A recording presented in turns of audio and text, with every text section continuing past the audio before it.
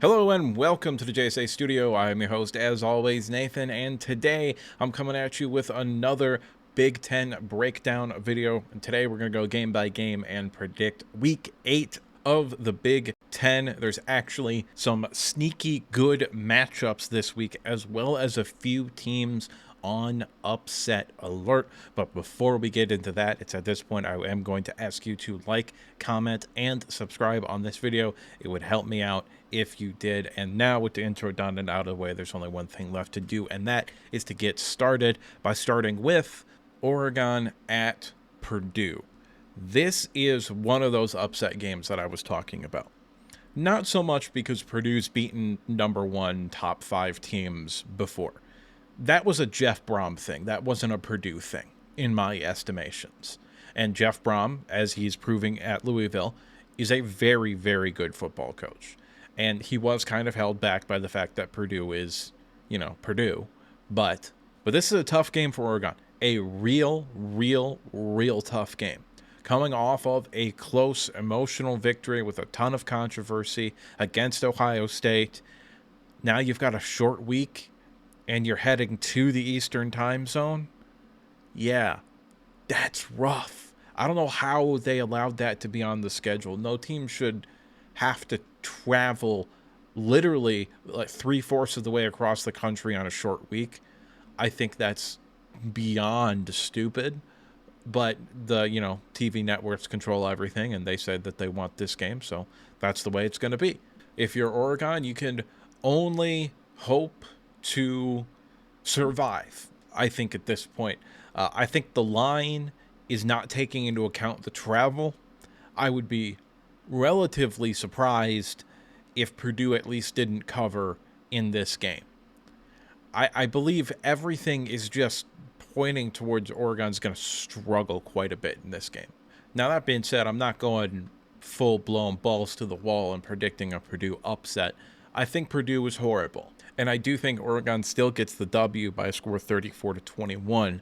However, I think this is a close game for, 2.5, 3 quarters. And then I think Oregon probably pulls away in the second half of the third quarter and into the fourth quarter to kind of be like, oh yeah, this game, short week, coming off a big win, little bit of a trap game. Okay, we survived that. Move on to next week. Next game up, Nebraska at Indiana, and this is a vehemently interesting football game for a couple of reasons. The number one reason is that Nebraska is, in my opinion, one of the 25 best teams in the country. I think this should be a ranked matchup.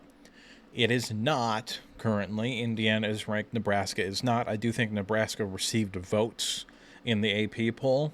However, they are not ranked. Indiana has flat out and straight up dominated everybody they've played this season. This is their first real test. Nebraska has played and lost to Illinois.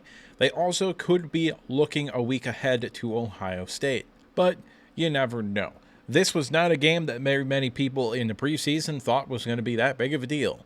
It is a pretty big deal. If Indiana can win this game, they've got a really at 11 wins in the regular season. I think they would be favored over Washington. I think they'd be favored over Michigan State. I think they'd likely be favored over Michigan. I think they would probably lose to Ohio State, and then I think that they should demolish Purdue. This is really the last hurdle that Indiana has to really and seriously contending for a playoff spot, which is kind of crazy to talk about. But Indiana has a real chance at a playoff spot.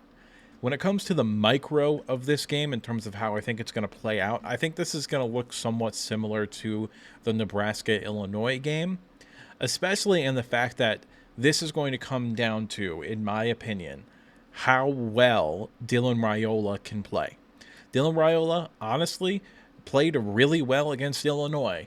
Now, he did miss the one play that would have won them the game, however. And this might be another situation where playing really well doesn't lead to a Nebraska victory. He might have to be perfect, and he's not there yet. And it's actually because of that reason that I am going to go ahead and give Indiana the victory by a score of 21-17. I do think it will be a close game. If Nebraska wins, it is not going to be surprising to me. That is a quality football team. However, I just think they're a year away. Next game up, Wisconsin at Northwestern. Line for this game, Northwestern plus 7.5. They think it's going to be a low-scoring game, 41.5 over under. I tend to agree with those lines and also the over-under for this game. I do think Wisconsin is the better football team. However, I don't think Northwestern is a pushover. They're a well-coached team. I think we can start talking about David Braun as basically just Pat Fitzgerald 2.0. And this is the kind of game that Pat Fitzgerald would win when he was the head coach for Northwestern. But ultimately, I am going to give this one to Wisconsin. I just think they're a better football team. I think they've figured it out a little bit offensively, and I think the defense has actually improved as the season has gone on as well. I've got the final score being Wisconsin 27, Northwestern 21. Last game in the noon slate here, UCLA at Rutgers. This game is a tough game for UCLA, and just in general, having to travel quite literally from coast to coast is kind of absurd to ask a football team to do. This is a major reason why super conferences don't work, but that's a topic for another day. Today, we're going to be talking about UCLA and Rutgers. I do think UCLA has been playing better the past few weeks. I still think they're a bad football team. Rutgers, yes, they got destroyed by Wisconsin. I understand that. I still think they're a better football team than UCLA by a relatively significant margin. You also add in the fact that UCLA is traveling to the East Coast, and this is just a brutal game for UCLA. But I do believe they still managed to keep it close. I got the final score in this game, UCLA 17, Rutgers 20, largely because Rutgers does not have an explosive offense. However, close games like this are what Rutgers are built for, with how well the offensive line has been playing and Kyle Munungai at the running back position. And when it comes down to it, I trust that more than anything UCLA has on their football team right now. Moving on to the 3:30 time slot, we have arguably the biggest game in the Big Ten this week, Michigan at Illinois. The line for this game is sitting at Illinois plus 3.5, meaning Michigan is actually favored despite being on the road. The over-under for this game is 44.5. So relatively low-scoring game. I agree with that.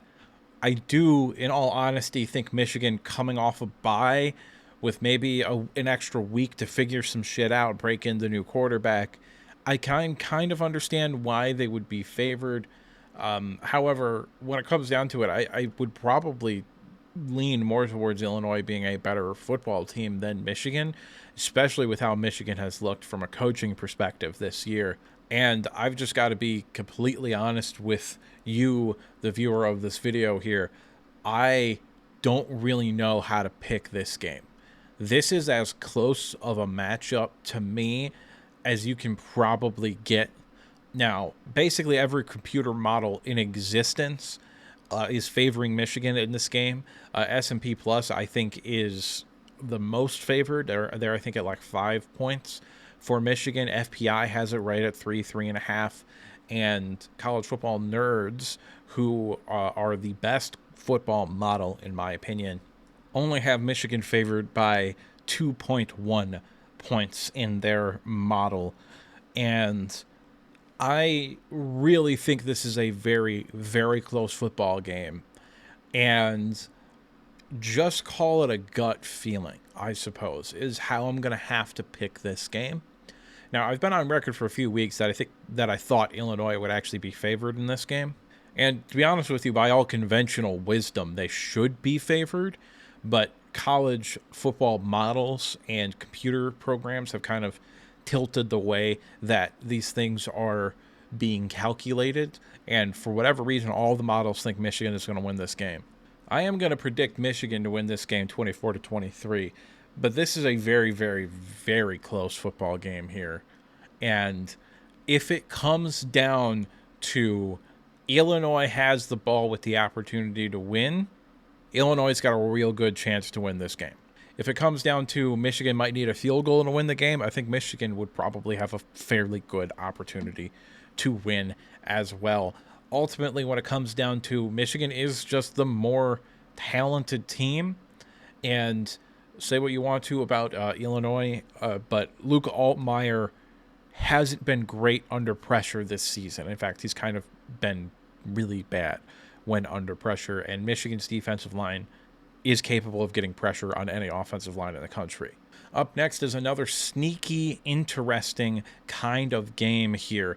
USC at Maryland. This game is sneaky good. USC is favored by more than a touchdown, 7.5. Over-under is fairly high, 56.5, a little bit above average.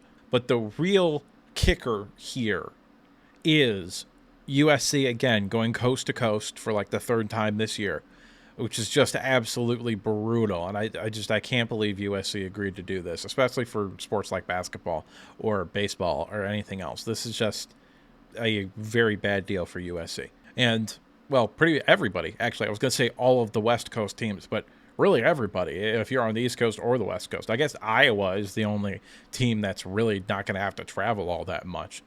Either way, this game is pretty interesting. Two teams that can score quite a bit when they need to. USC, far, far, far more talented team, but being on the road is difficult. I think this is going to be a close, higher scoring game, but I do have USC pulling it out by a score of 31-24. I just think that they're a way, way more talented team. I think if USC was at home, they would probably win this game by multiple touchdowns. However, they're not at home. They are on the road, and I do think that that matters, especially when you're going coast to coast. Last game of the week that we're going to talk about today is Iowa at MSU, Michigan State up there in East Lansing. I have got to be honest with you. This game is giving me Big Ten West flashbacks. These are both teams that defenses should have the advantage in this game, which is why the over-under is set so low. These are both teams that struggle to move the ball with any real form of consistency on offense. Michigan State gets their points with big plays and occasionally Childs just kind of becoming who you think he is. And Iowa gets points by running the football and having their running backs make big plays. However, when it comes down to it, Iowa as a defense generates a lot of turnovers, and Michigan State as an offense generates a lot of turnovers. That being said, I think Michigan State's defense is actually good enough to keep this game close. I've got Iowa 21, Michigan State 17 in this game, but it is a close game to me. It wouldn't surprise me if Michigan State pulled off the upset, but I just think the matchup favors Iowa so much that I am going to predict Iowa to win this game. And finally, now we have our four teams that are on bye weeks this week: Washington, Penn State, Minnesota, and Ohio State. And that is all that I have for you today. So it's at this point that I would like to remind you to like the video if you liked it, subscribe if you want to see more content like this, and if you disagree at any point, go ahead and drop your opinion down in the comment section below. And now with the outro done and out of the way, there's only one thing left to say, and that is that I will see you next time.